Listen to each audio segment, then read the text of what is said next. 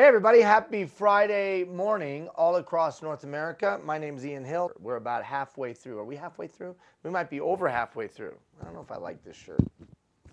Anyways, we might be over halfway through the program. How far are we? 1, 2, 3, 6. Yeah, well, getting close to halfway. Getting close to halfway in the program.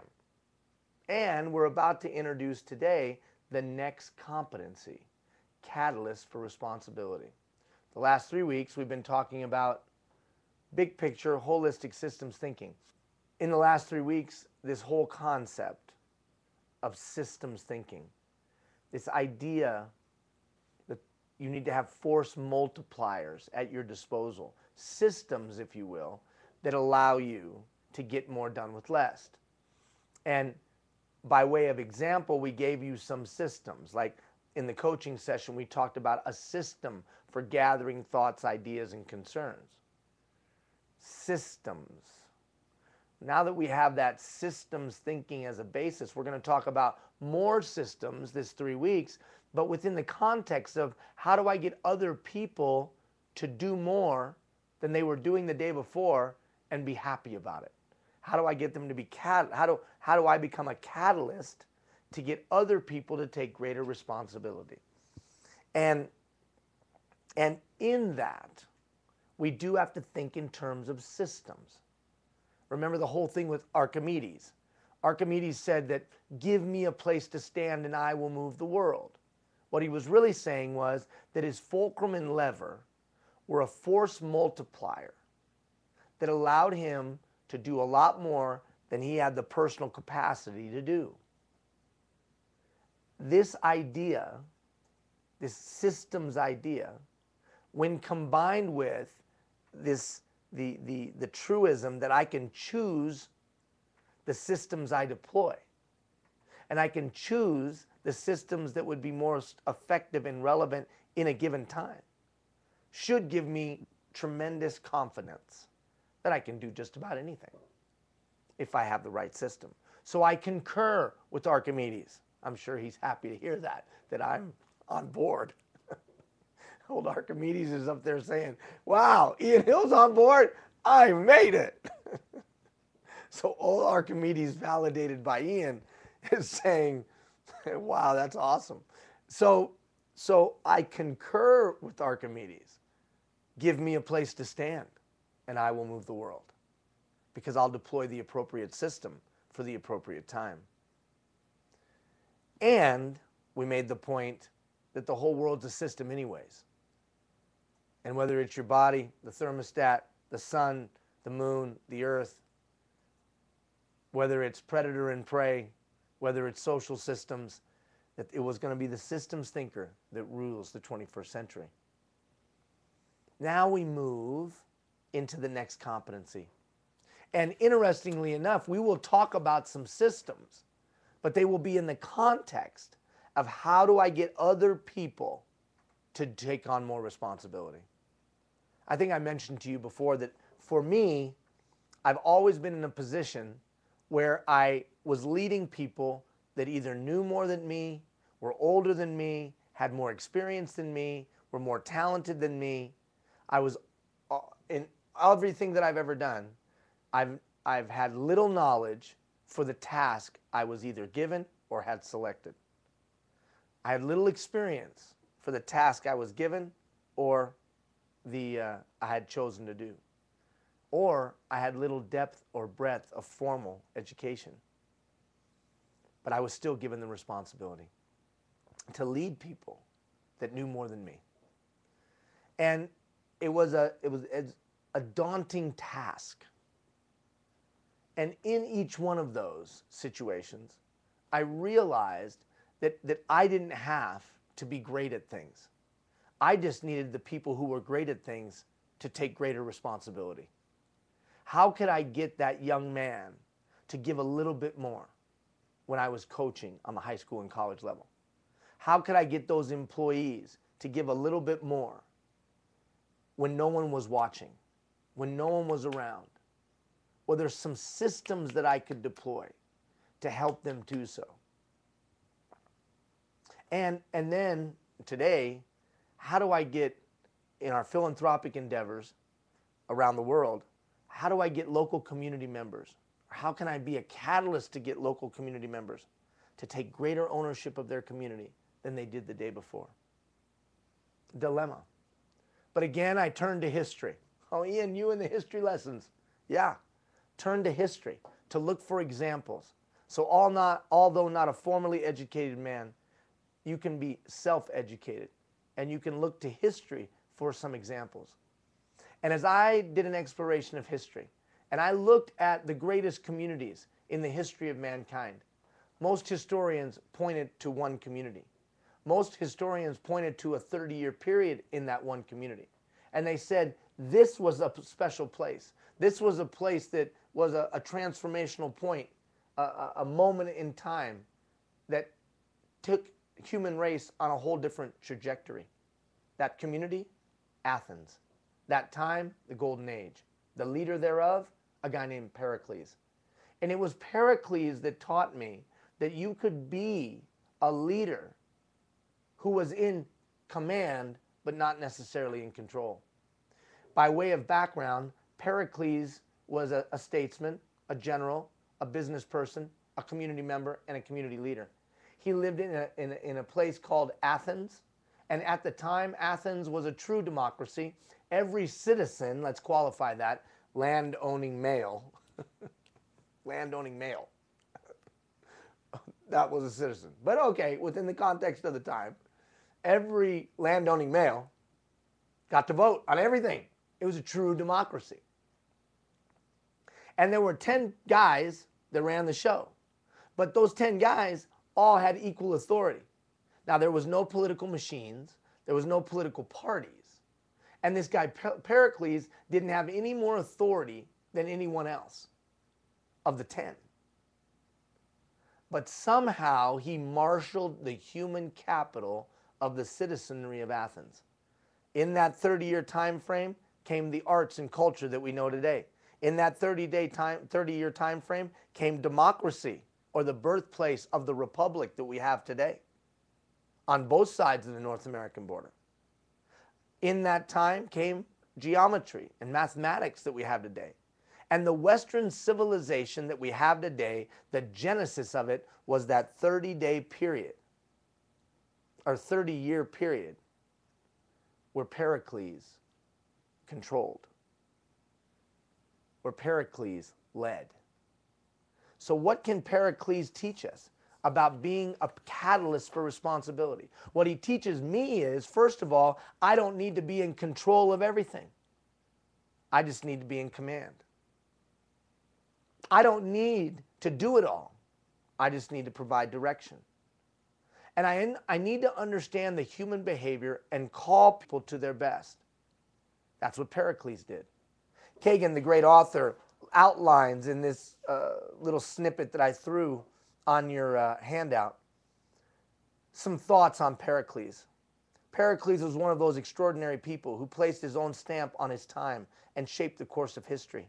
He was a leading citizen of a great democracy that had a keen sense of its own special role in history and special excellence of its constitution and way of life.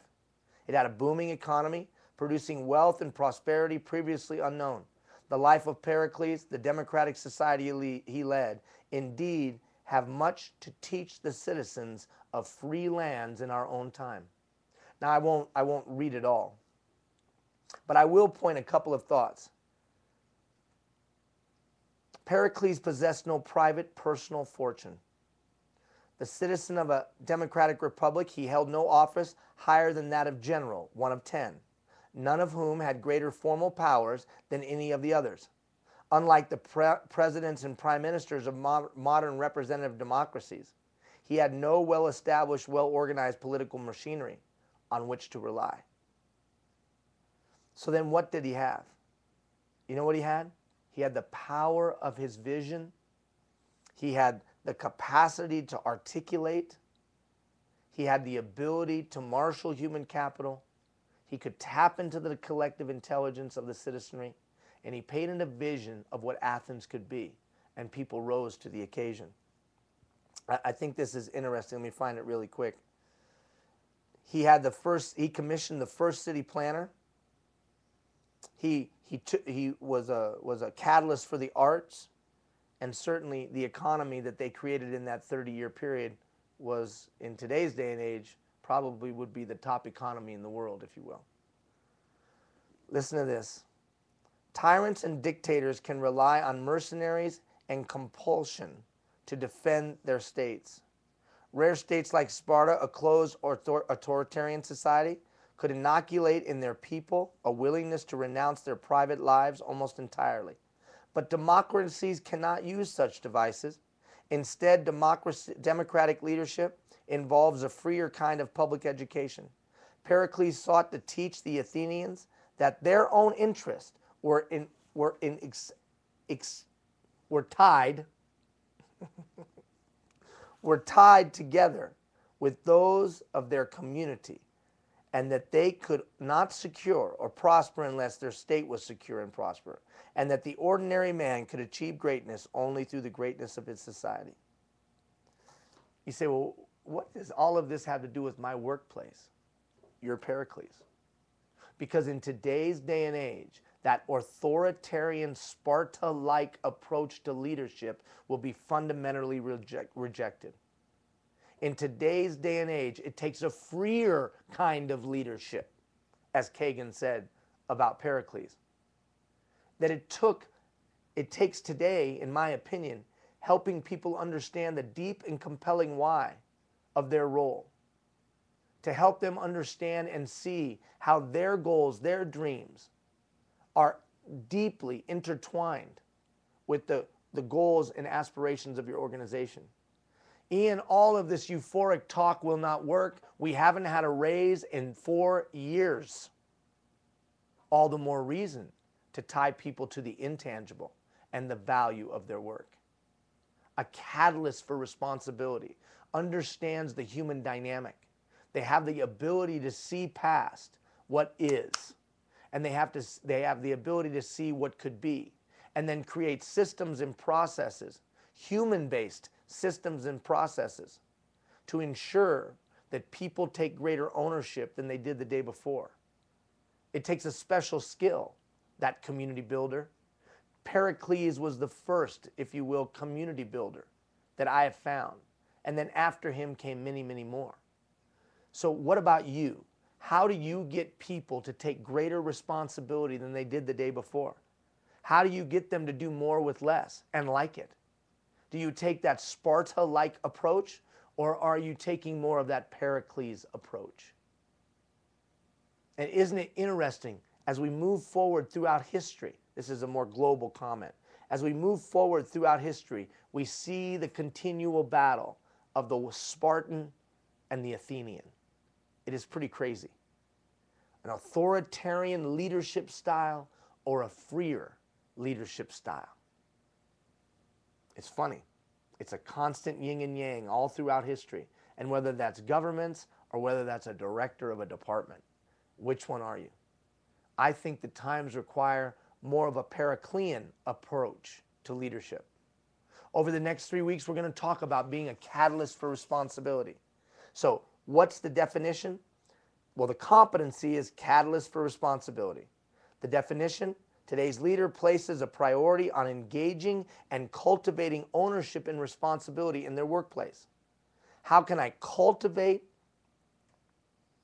engage and cultivate a deeper sense of ownership? Am I going to do that by being an authoritarian or a Periclean approach? So let's quickly go through, as we always do in our last 2 times together, let's quickly go through the self-survey. Okay, let's go through it very quickly. I'm a 1, I'm nothing like that. 10, I'm always like that. I'm just going to read them randomly. You take the test, or you take the survey. I believe I have a responsibility to my employees, organization, and community. And people, you'd say, that's trite. What? It's so self-evident. A lot of people don't believe they have a responsibility to their community. A lot of people don't believe they have a responsibility to their organization or their employees. See, this is where that life's 5 most urgent questions come into play. What will be my greatest contribution to my family? What would be my greatest contribution to those that I serve? What would be my greatest contribution to those that I've led? What would be my greatest contribution to my organization? What would be my greatest contribution to my society? How many people do you know that are just sucking off of society? And I don't mean they're not tax-paying citizens. Oh, Ian, you're going to go on a rant. I'm not going to go on a rant. I'm just asking you a question. How many people do you know that aren't making a significant contribution to society? They're going through the motions. One of the reasons that Athens was great in that 30-year period was because there was no passengers on the ship called Athens. There can't be any passengers on the ship called a free society. Everybody's got to grab an oar and row at some level to some degree. Everyone's got to be a contributor to some level or some degree. Now, the funny thing is, how do I get people to do that? That's the challenge. How do I mean, so we all say, oh yeah, everybody's got to contribute. But how do I get a human being to contribute? Do I compel them by law to contribute? Or is there some other way? Now take that within the four walls of your department. You have policies, you have procedures, you have protocols. You have a manual this big, a third-party representation agreement, a manual this big that compels people to do work in a certain way. And yet many, many people aren't satisfied with the product that they get, the performance that they get. Why is that? Because we don't have systems in place to be a catalyst for responsibility. How do I get a human being to take greater responsibility? Well, it starts with me first role modeling it. I had a guy tell me one time, Ian, I want you to start following the 10-foot rule. The 10-foot rule? Yeah, if it's within 10 feet of you, you're responsible for it. One of you guys sent me an email the other day. You asked me, why you do all these projects? Why you do all these playground projects? Why you do all these skate projects? Why you do all these community projects? And you're a volunteer for all of them. You know why? Because the world's a direct reflection of me. How in the world am I going to sleep at night knowing that you got kids that have no safe place to play? That's not right. Someone's got to do something about that.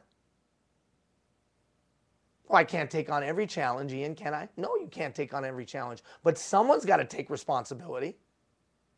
Someone's got to be willing to say, I'll fix that. You don't just get up in the morning and go through life and think that everybody else will take care of everything. Now, I know to an extent I'm preaching to the choir. You wouldn't be in the role that you're in if you didn't get this. The challenge is, how do we get other people to get it? And how do we do it in such a way that they're happy about it? The world's a direct reflection of me. If there's kids hungry, that's a direct reflection of me. If there's a woman that gets beaten on Wednesday nights because her husband comes home drunk, that's a direct reflection of me. My society is a direct reflection of me. Well, that's too big. That's too much, Ian. That's zealous. Okay, great. But out of that zeal has come 3 schools. Out of that zeal has come 160 projects across North America. Out of that zeal, that desire that says that the community is a direct reflection of me. I'm only using me as an example. You're probably the same way to some degree. Probably. You wouldn't be in the leadership position you are if you didn't feel that way. So don't walk past the first one. Do you really believe in the depth of your heart that you have a responsibility to your employees, you have a responsibility to your organization, and a responsibility to your community? In the depth of your heart? I believe that others are capable and have a right to make decisions that affect their situation. Do you also then believe that others have responsibility and have a right to act on that responsibility? I believe that each person has knowledge, experience, and skill that can strengthen a team. See, here's the funny thing. In a moment when we start talking about delegation, do you believe that other people have skill and ability and can walk it out? I can apply a catalyst approach for my work within the department I lead. A catalyst approach. What does that mean? That means I don't do everything. That means I can't possibly do everything. So the systems that I set up have to be catalytic in nature. They get it started, they establish it, and then it runs. And then we maintain that system. And we keep continually checking if it's effective and relevant. If it's not, we adjust it. And I'm just going through these randomly. I understand that pride is a powerful form of human capital. Not this week, but the following week, we're going to talk for 5 days about pride and using pride as a performance management tool. Pride. You know, you stop and think about this thing called pride. We worry about rules. We worry about rules, and I don't have a problem with that. But should we be spending time on compelling people to do things, or should we be spending time on just developing pride, and then people will do things? That's what Pericles did. I'm not saying there weren't laws in Athens, but I'm saying he spent his time building Athenian pride. That's why he built those buildings on the top of the Acropolis. And any of you that know anything, you know that was the first public works project of any significant scale. The people that built that didn't know what they were doing. They were trained, and then they got up there and built that because there was so much money coming in tribute to Athens. He had to put people to work. And what's crazy about that, that means those buildings that are still standing today were not built by skilled craftsmen. That's nuts. They were built by Athenians that took great pride in their community. Think about that. You know pride is a powerful tool. So should I focus on building rules, or should I focus as the executive leader on building pride? Well, how do I do that? We're going to talk about that. I have a system in place for communicating what winning is for our department and celebrating people's achievement. Do people in your department feel like they're winners, or are they just going through the grind of life? Think about how many people we know that are like this. Well, I got 2 more days to go to the weekend. If it's Wednesday, right? 2 more days to go. Or I got 734 more days to go till I retire. They're just going through the motions of life. They're trading time for money. Well, as soon as you have a department where 25, 30, 40% of the people are just trading time for money, you're not going to have excellence. Of course not. So it seems to me it's incumbent. What I learned from Pericles was I'm responsible for creating that environment where people can thrive. I'm responsible for creating the environment where there's deep pride. Not only pride in the workplace, but pride in the individual. I'm responsible as the executive leader to create that culture. I understand that it takes what it takes to get buy-in, which is the first step to what I'm talking about. I have effective tools to mobilize human resources to get things done through others. I'm an effective delegator. I have a system of delegation. I can teach effective delegation. Now, here's the funny thing. You say you're a great delegator. That doesn't matter. What matters is your mid-level leader or your frontline supervisor a great delegator? Delegation is key to being a catalyst for responsibility, and delegation is a key today. So does your department have a process and system for effective delegation? And are you teaching effective delegation all the way down the chain of command? Why? Because it's like water and electricity. Right? At the head end of some source of water, it comes out like a torrent. And as it goes through pipes, and as there's little impediments, little blockage here, little hairball there, I don't know why I said that, little hairball there, little sewage here, whatever, whatever. As it goes through the pipe, there's little impediments. And by the time it gets down to the end, it's just a drip.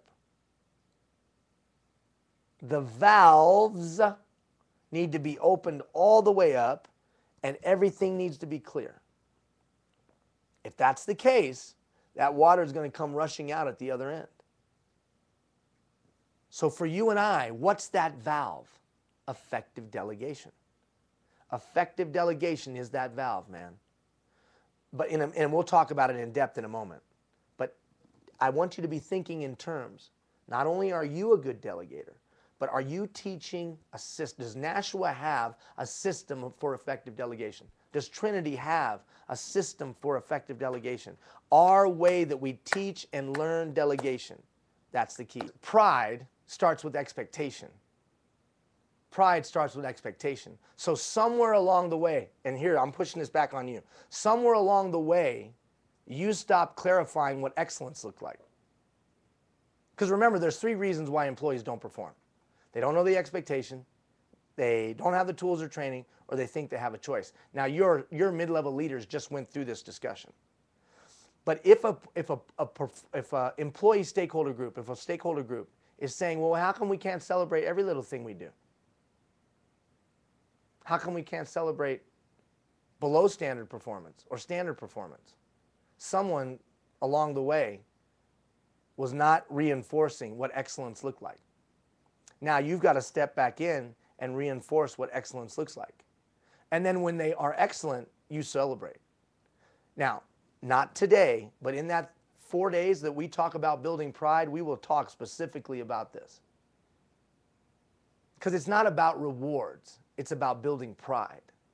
Pride in what they do and the importance thereof, and are they any good at it? So I'm not a big believer in incentive programs. I'm not a big believer in rewards or recognition per se.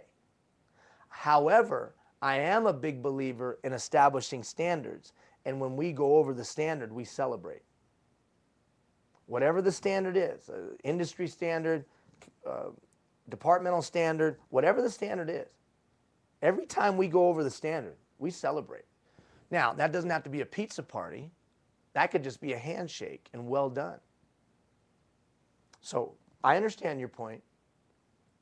Everybody wants a trophy. But I would suggest to you it's executive leadership that let that happen. It's not the employee's fault. It's not the employee's fault. Right, Jeff? Deming was right. 85% of the problem is usually leadership. So somewhere along the way, some leaders let that occur. But we'll talk about that when we talk about pride. Good question, actually. Very good question. And it'll be answered very specifically when we take, not next week, but the following week, and we walk out 5 days or 4 days of talking about pride. So, to be a catalyst for responsibility, over the next 30 minutes, we're going to talk about 3 things. We're going to talk about how do I get buy-in, we're going to talk about delegation, and then we'll start to plant the seeds of this discussion around pride. So, that's what we're going to do over the next 3 weeks. For the next 3 weeks, we're going to talk about those 3 things as an example of how I can be a catalyst for responsibility. I got to understand how to get buy-in from people. I have to be an effective delegator, and my department has to be great at delegating. And then I got to know how to build pride, both organizational pride and individual pride, and have a strategy for doing so. Except for love, there is no more powerful, there is no more effective or powerful form of human capital than pride. Love, then pride. If I can engage pride in my workplace, people are sick less, they come more, they come up with creative ideas, there's less stress in the workplace. If I can build individual and organizational pride, which is different than arrogance, but we'll talk about that in a few seconds. All right, turn the page. I want to talk about buy-in. How do I, we always get this discussion about how do I get somebody to buy in? How do we get buy-in? How do we get citizens to buy in? Pericles got Athens to buy in. Buy into his vision, buy into his direction, buy into where he was going. He had no authority. He couldn't compel them by law. He couldn't put a gun to their head, figuratively speaking. Well, because there was no guns. He couldn't put a Hippolyte's sword or spear to their head. Hippolyte, I like that. What are you? I'm a Hippolyte. Anyhow, 300 Spartans. Anywho, so he didn't have that. So how did he get them to buy in? I wanted to learn that. I wanted to find out. What did it take to get somebody to buy in? I came across the work of Dr. Ludwig at the University of Texas. And Dr. Ludwig said there was really 3 things that would get somebody to buy in. From now on, I want you to be the buy-in police for your department. I want you to ask yourself some very simple questions before you start any new initiative, before you try to roll out any new thing, policy, procedure, whatever, new vision, whatever it might be. I want you to ask yourself the 3 buy-in questions. Because Dr. Ludwig said, and I concur, again, the smartest minds in the world are so happy that I'm concurring with them. Dr. Ludwig said, and I concur, that there was 3 keys, 3 building blocks to buy in. Let's go through them. He said, first of all, relevant. Relevance. If an individual doesn't believe that the thing you're going to do is relevant to them personally, then at minimum, they're going to be indifferent. Yeah, whatever. At maximum, they're going to be opposed. That's not relevant to me, and you want to jack up my life. I don't want anything to do with that. So we have to say to ourselves, is what we're going to do relevant? Or how are we going to explain the relevance? How are we going to articulate how that stakeholder group, that this is relevant? It's not enough just to say, hey, everybody, this is relevant to you. Pay attention. Snap, snap. This is relevant to you. You got to walk over to their side of the fence and look at it and go, oh, yeah, that's relevant to us. And whether that's me putting in a new road and getting some people's land and the public outcry in the public meeting, I got to show the relevance to them personally, or whether that's explaining to citizenry the condition of the pipes that are in the ground that no one can see and money having to be spent on it in a time where people don't want to spend money. I got to be able to show the relevance to people. The county sheriff does a pretty dang good job of explaining relevance when they talk about cutting his budget. Doesn't he? Or she? He or she? Yeah. Somehow they get people to think it's relevant, so they buy in. Okay, fine. Don't cut that budget. Relevance.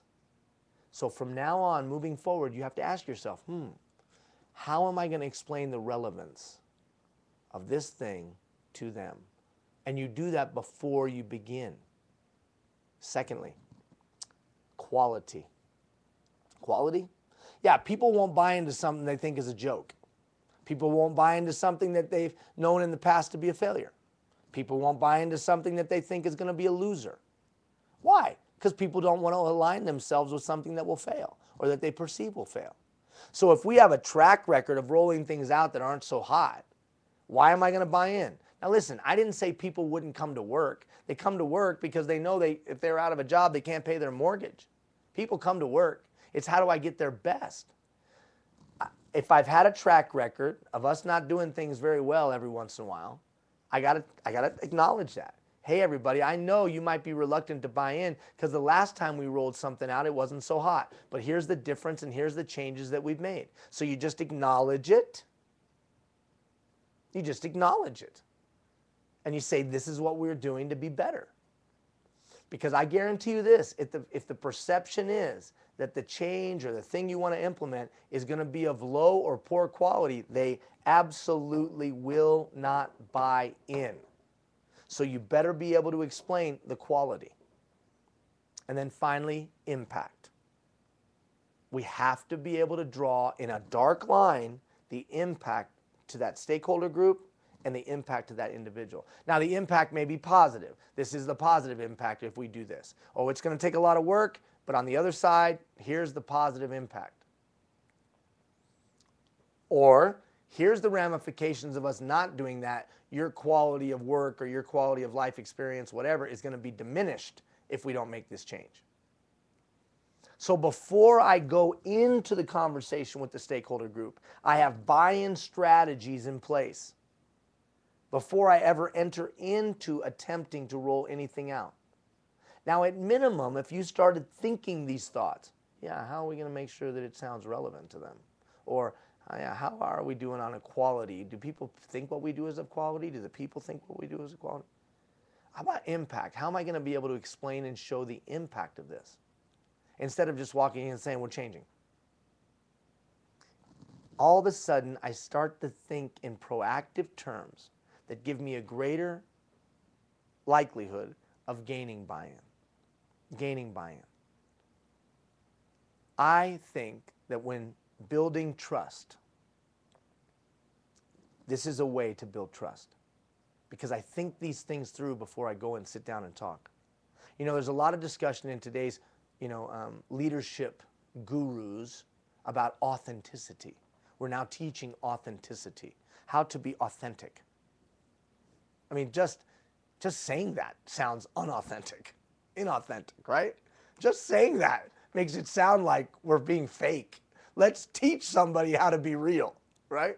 What are the techniques of authenticity? What? However, I would say this. People are longing for authentic leaders, for sure, that are real. So how do I do that? The way that I think that you do that is you understand what authenticity is. Authenticity is just, I am what I say I am. And I'm consistently that over a period of time. As long as a person is consistently over a period of time what they say they are, then you'll accept them and you'll trust what they say. The beauty of this, the beauty of saying those three relevant, or the three questions of buy-in before you start, or asking yourself the three questions of buy-in before you start. How are we going to prove that it's relevant? How do we make sure we're of quality? Or how do we convey that this will be a quality initiative, or this will be of quality? And how can we explain to them the positive or negative impact? It forces me to be authentic. It forces me to do to say what we're going to do and then follow up and do it. It forces me to, or at least puts me on the right road to do so. So for you as an executive leader, for me as an executive leader, we can gain from Pericles because Pericles was really good at showing the relevance. He was really good at talking quality and doing quality, and he was really good at showing Athenians what the impact was of their actions or their inaction. When all those Athenians showed up on the battlefield of Marathon and changed the very course of history that day. And if you don't know what I'm talking about, go Google it. Because if those Athenians hadn't won the day on the battlefield of Marathon, we wouldn't have a free society. Because the democracy that was just starting to emerge, the flower was just starting to bloom, if the Persians would have won that battle that day, there would be no democracy. And our life and our world would be completely different. But those couple thousand or whatever it was, Athenians that showed up, they bought in. Because there was more Persians, a lot more Persians, a lot more Persians. They say that the arrows were so thick they blocked the sun. But somehow the Hippolytes, farmers, showed up and gave their all. Now, you know what's funny? That's not a unique story. You think about just the birth of, for those of you that are in the United States, not to my Canadian friends, you won the Battle of 1812, right? We'll say that. You guys won you and General Brock won the Battle of 1812. That's for all my Canadian friends. But doesn't that sound very similar to the birth of the United States? A bunch of guys and gals bought in. Could it be because they showed the relevance, the potential positive impact, and how what they were going to try to do had some quality that had not been seen before? Could be. Could be. But when you roll this out in your department, you know what you're going to face? You're going to face three things. You're going to face againstism. Now, what's againstism? So you know you're going to face againstism. And againstism is this. I'm against it. I'm against it. And the strategy of those that deploy againstism is if they just are against it long enough, you'll give up. I'll just be against it long enough and you'll quit trying to do this thing. And then all of us look around and go, hey, whatever happened to that thing we were trying to do? Oh, everybody was against it. And it ended. So we know when we talked about change, we know that there's going to be a group of resistors, right? It's completely unrealistic to think everybody's going to be on board. So the resistors oftentimes deploy againstism. We're against, we're against, we're against, we're against, we're against, we're against, we're against. So what do I got to do? Somehow I got to get the reasonable people on board. Remember we talked about that, the 5 reactions to change. Early riser, early adapter, the crowd, legitimizer, and the resistor. Well, I just got to get 3 of those, the reasonable people. The 60%, 20%, 20%, 20%, 20%, 20%. I just got to get 60%, the reasonable people. So how do I combat againstism? Well, for me, I combat againstism by showing the relevance. Well, that's great. I appreciate that you're against it. But to all you reasonable people, let me show you why it's so relevant to you. Let me show you why it's so important to you. So the only way to combat againstism in the court of public opinion, in my perspective, is that I've got to be able to clearly articulate why this is so relevant to them personally. Then the other one that we might come against, the other malady that we might come against is what I call debatification. Debatification. This too is deployed by resistors. See, debatification is this. I'm just going to debate it to death. I'm going to argue with you and argue with you and argue with you and argue with you and argue with you and argue with you and argue with you and argue with you and argue with you, because eventually I will just debate it to death. That is similar to my 10-year-old Nia. That is her strategy that she deploys, and she's quite good at it. And I can honestly say that she has won a couple of those battles, but I will win the war. What do you mean? Well, you know, you've dealt with kids before, right? They're just going to keep coming at you. Wear you down, wear you down, wear you down, wear you down. And it's been the end of a long work day, and you finally say, I don't care, you can play with your iPhone. Or I don't care, you can eat bonbons till midnight. I don't care. Do whatever you want. Go ask your mom. She told me to ask you. Okay, I don't care. Do whatever you want. Debatification. So how do I get reasonable people, as they're hearing the debate from the resistors, how do I get them on side? How do I get them to buy in? I'm not going to get the resistor to buy in. My only goal is just to get the resistor to shut up. Remember, we talked about that way back in being an agent of change. How do I get the person in the red zone just to move to yellow? Just get them to be quiet. We already talked about that. But the way that I'm going to win the debate is I'm going to show that impact. And I'm going to be able to show it in real and meaningful terms. I'm not trying to convince the resistor. I'm not going to convince the resistor. It is 100% unrealistic to think 100% of the people will be on board. I don't need 100% of them to be on board. I just need that reasonable group to be on board. And I need the resistor just to be quiet. So that reasonable group, when the debate happens, I'm going to clearly be able to articulate impact. Here's the impact if we do positive. Here's the impact if we don't negative. Then finally, I call it plotting-itis. Have you ever met somebody that the whole time you're talking, all they're doing is plotting ways to stop you? Or the whole time you're talking, all they're doing is they're not listening to a word you're saying. All they're doing is coming up with a pithy response. You ever met that person? I've met that person many times. I love those kind of people. They crack me up because they didn't hear anything you say, because they're spending their whole time trying to figure out a way to make you look bad or say something or whatever. Plotting-itis. People actually plotting to derail the thing you want to do. Not taking the time or energy to come up with a new plan, but plotting against yours.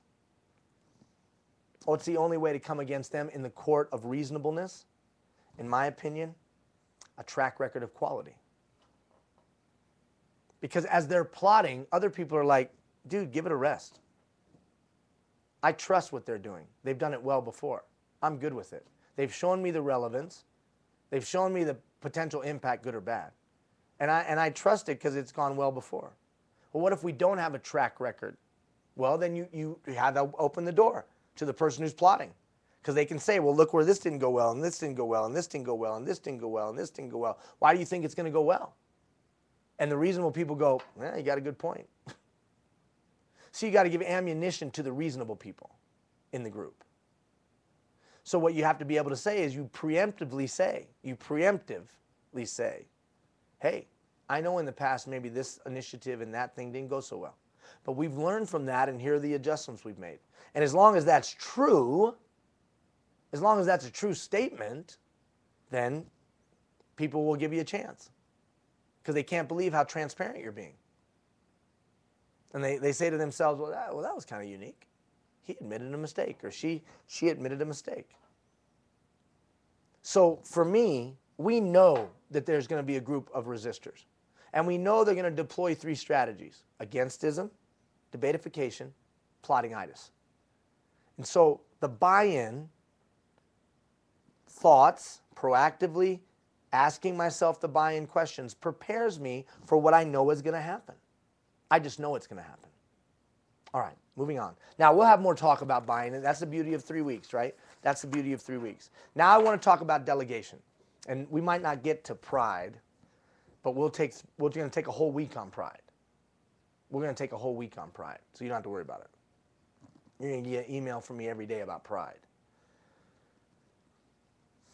Delegation. You know, I don't think you can have a more, maybe the number 2 tool in your toolkit today to be an effective leader is delegation. Number 1, the capacity to change. Number 2, effective delegation. Why? Because there's not enough time, energy, or effort to get done everything you want to get done. Why don't we delegate effectively? Well, usually it's because we don't have a process or a system. And then secondly, it's because people screw things up. If you're in a mayor-driven community, you don't want to get a call from the mayor about how your department screwed things up. If you're in a city manager or in Canada, a CAO-driven community, you don't want to get a phone call from one of those people. You don't want to get a phone call from a counselor. You don't want to get a phone call from another agency about how your department screwed something up, or from a citizen directly. You don't want to get stopped at the grocery store because you live in a rural community and everybody knows who you are and your department screwed something up because you delegated it out. Poor delegation sounds like this. I didn't know you wanted me to do that. Or how about this? I can't believe you didn't do that. Or how about this? I can't believe you did that. Or how about this? I can't believe you won't let me do this. Those all are words that are manifestations of poor delegation. So, what I'm about to go through right now, I think, is a winning formula for effective delegation, because it takes into consideration that some of the people that work for you aren't good at certain things. So you can't delegate those out. So there's only 2 ways to get things done. You're going to do it, I'm going to do it. Well, what about in between? So we have to have a process, a system for managing the in-between. I call it, if you know anything about technology, defragging your life. This system I'm about to walk through with you and that we'll review on Monday morning defrags your life. Now, truth be told, I have no idea where this came from. It's been so long that I've been using this that I can't remember if I made it up or if I stole it from somebody else. So, whoever you are out there, if you invented this, I give you full credit, even though I don't know who you are. So, like the Tomb of the Unknown Soldier, the unknown developer of this, if it is true that I didn't develop it, then it's yours, baby. But I may have. I don't remember. I just remember that I was buried. I had 1 direct reports at one time because we had laid a bunch of mid-level leaders off, and all of a sudden everybody reported directly to me as an executive leader, and I was buried. So I had to find a way to win. So here's what you're going to do. You're going to take everything that one of your direct reports does or is responsible for, and you're going to list it on a whiteboard, on a chalkboard, on a white piece of paper, I don't care. And you're going to sit down with them, and here's how you're going to start. You're going to start by saying this: I have done a poor job with you because sometimes I'm in your face when I don't need to be, and sometimes I'm not around when you need me. I have done a poor job. Now remember, coming in low like that is going to set the tone for the conversation. They're going to be open. If you come in and say, I'm going to try to figure out a way for you to do more stuff, that's going to be fundamentally rejected like this. But instead, you're going to say, hey, look, I probably could have been delegating with you better. There's some times I should have been here for you that I wasn't, and there was some times that I didn't need to be in the meeting and I was stepping all over you. So we're going to get that worked out right now. This form of delegation is all based on proficiency. That's all it's based on. So I'm going to be with my direct report when they need me so I can support them and guide them and grow them. And I'm not going to be around when they have proficiency. So we're going to stop the bus and take the time to clarify that. And that's going to be formal so that we know each other in a covenant between us. So I'm going to take everything that direct report does and write it down. And then together, we're going to go through and categorize each thing that they do based on proficiency. Where they have high proficiency, I'm going to leave them alone. Where they have low proficiency, I'm going to be there to help. So all of a sudden, I'm going to create a system that mitigates my risk but increases my effectiveness. A force multiplying catalytic tool. And it will get them to take greater responsibility because it clarifies where they have the authority to do so. And it reminds them where they have the authority, where they don't have the authority to do so. So we're going to make the list. And then we're going to go through and we're going to pull out the things where they have low proficiency. where they haven't showed, where they don't have any experience, where they don't have any whatever. Thank you, Jeff, for putting those down on the bottom of the screen. Levels of authority. So we're going to go through first and identify the things that they have low proficiency. Either they don't have the experience, they don't have the knowledge, they haven't done it well a couple of times, whatever. Because even there's some areas where you have low proficiency. We all do. We're going to take those and we're going to put them in a bucket. That's a very scientific term, a bucket. We're going to put them in a bucket. And that bucket we're going to call ask and recommend. That's the ask and recommend bucket. So, okay, Joe, in these areas over here, you're not going to take off and just start running. You're going to come to me and talk to me about it before you do. I'm mitigating my risk. Now notice, ask and recommend. You're still going to do it. I'm not going to do it. You're going to do it. But you're going to talk with me about it. You're going to talk about your plan, your strategy, your timelines, whatever. You're going to talk with me about it, then you're going to do it. And oh, by the way, you're not just going to come and dump it on me and ask me to solve it for you and go be a robot and do it. You're going to come to me with a recommendation. You're going to tell me how you would approach it. Now, why? Because I'm going to try to grow this person to take greater responsibility. All right, there'll be some things left on your sheet there. And now we're going to go through and pick out the things where they have some proficiency. Some proficiency. And we're going to drop those in a bucket that we're going to call ACT, A-C-T, and report immediately. Oh, you can go do it. You don't need to talk to me. You can go do it, but I want to know that you did it right away. Because you have some proficiency. Some. And I still want to be in the loop.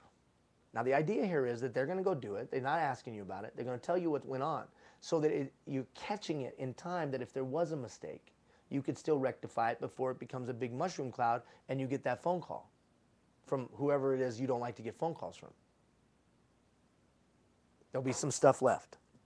The stuff that is left, you're going to go through and you're going to identify where they have good proficiency. Good proficiency. Where they have good proficiency, you're going to drop it into the third bucket. The third bucket, act and report periodically. You go do it, you go for it, no big deal. Just keep me in the loop in our monthly meeting, in our quarterly meeting, whatever. We have stated goals. You know what to do in this area. You go do it. Just keep me in the loop periodically. Again, why? Keep your hand on the pulse. Then there's going to be some stuff left. Anything left, obviously they have mastery of. And because they have mastery of it, it goes in the final bucket. The final bucket, you know what it's called? Act on own.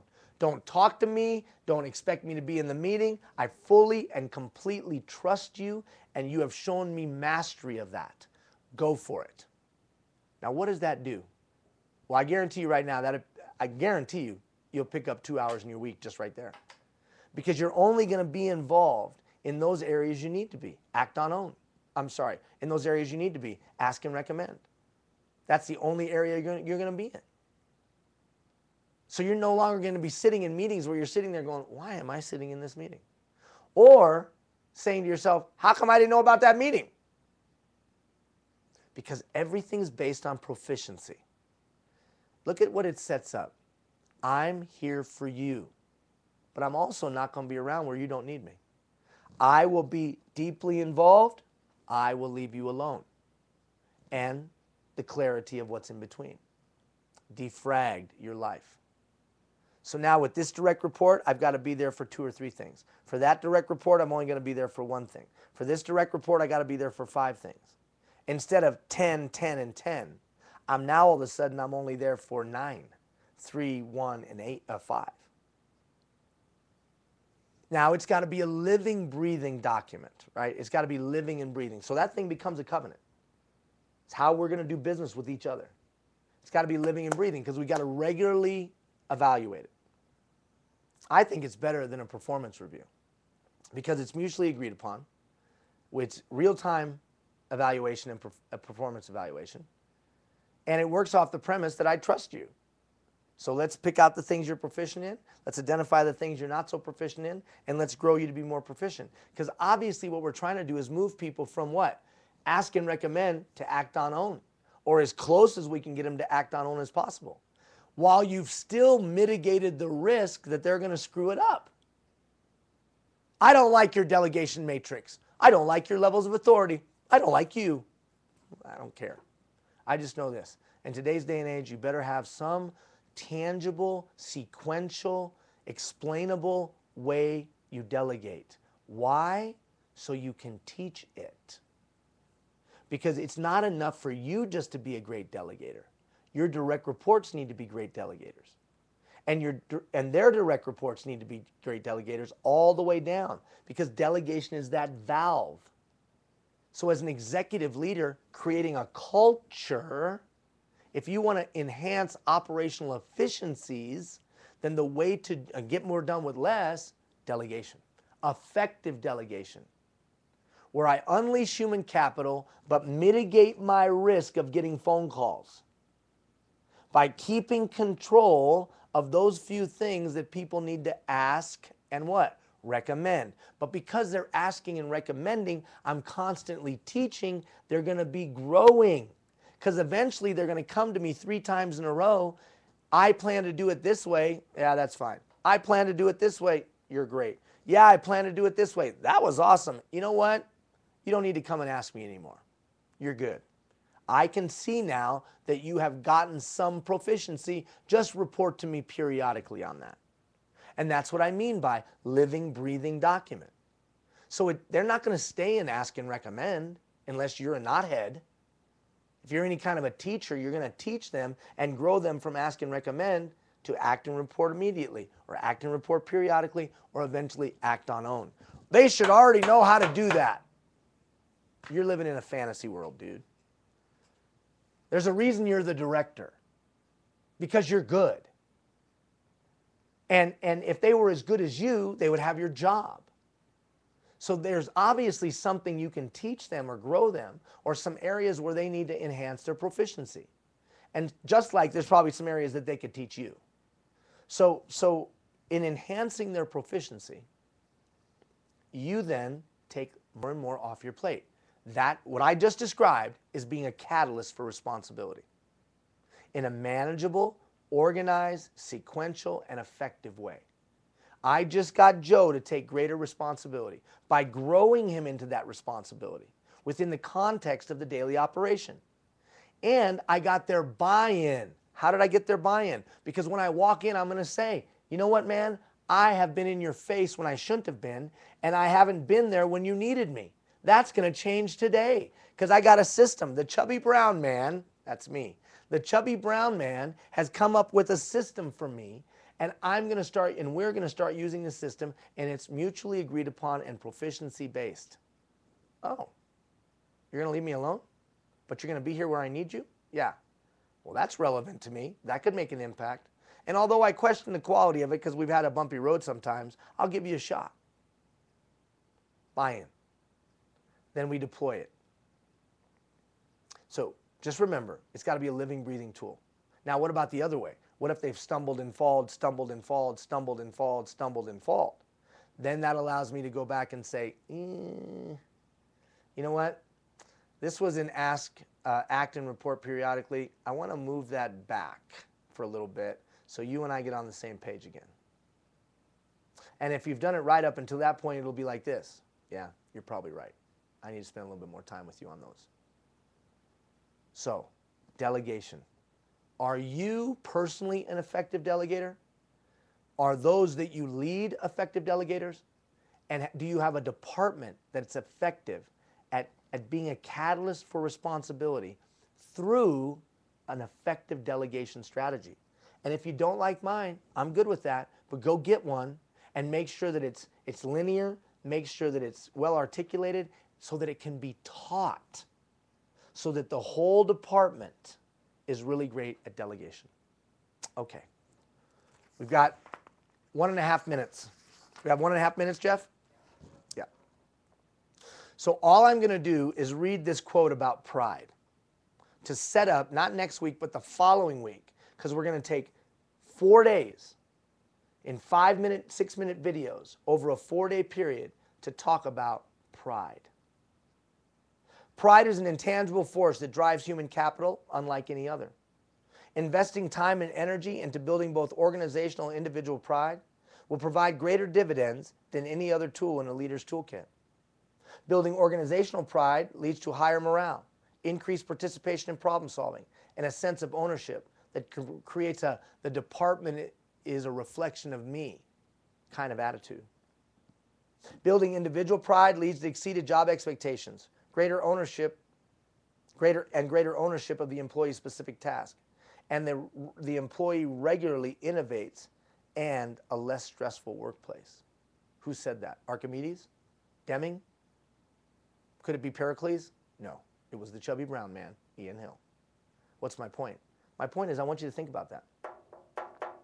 The challenge is, how do we instill pride, use it, and maximize its benefits throughout the organization? What are the systems and strategies to employ and deploy this powerful force, and how to use it to improve performance? That's what we're going to talk about, not next week, but the following week, and in our coaching session. We're going to talk about this pride thing. How do I increase how do I instill and deploy pride as a performance management tool? Catalyst for responsibility. I do think we can learn from Pericles, because somehow he got those Athenians to give their all. And you probably have known people, and you may have known how to do it as well. But now we've got to formalize it, put some words to it, put some structure to it, so we can teach it. And whether that's buy-in, or whether that's delegation, or whether that's building a culture of pride, we've got to be able to have words to these things so we can teach it down line. And that's how we create organizational culture. Thank you for your time. Thank you for all you do. You make a significant difference in every citizen within the confines of your purview. You touch every citizen from cradle to grave, you and your department, and I thank you for it. Take care, everybody.